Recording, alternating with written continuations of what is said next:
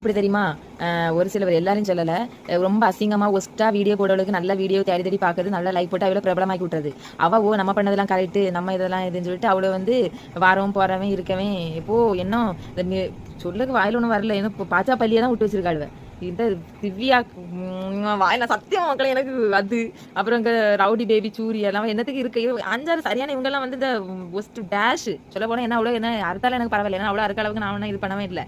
ஆனா இப்ப சத்தியம் இப்படிப்பட்டது சப்போர்ட் பண்ணாங்க மக்களே. வேற எல்லாத்தையும் அந்த கவர்மெண்ட் பார்த்து அது பேன் பண்ண இது பேன் பண்ணது. எவ்வளவு இந்த சில்லாட்டைகளுக்கு தான் பேன் பண்ணிருக்கேன். சத்தியம் இல்லை கொஞ்ச நேரம் பேசலன்னா கெட்ட வார்த்தை போட்டு அறுத்துருவேன். எனக்கு அவ்வளவு கடுப்பா வருது. இவ்வளவு ஏதோ அந்த பைத்தியக்கார இடவாய் போச்சு. பைத்தியக்கார வீடியோ பார்த்துட்டு இருந்த மாதிரி இருக்கு.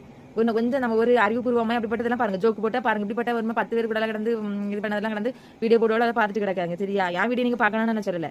ஒரு நல்ல விஷயங்களை பாருங்க. அவங்கள பார்த்து பார்த்து நம்ம தான் காரணம். அவங்க வீடியோவை பார்த்து அவளுக்கு நல்ல பணம் கொளுத்து கிடக்காளுவ. வீட்டுல கடந்துக்கிட்டு இப்படி அதனால தான் இப்படி ஊர்ல இப்போ இந்த மேஞ்சிட்டு தெரியுது. இந்த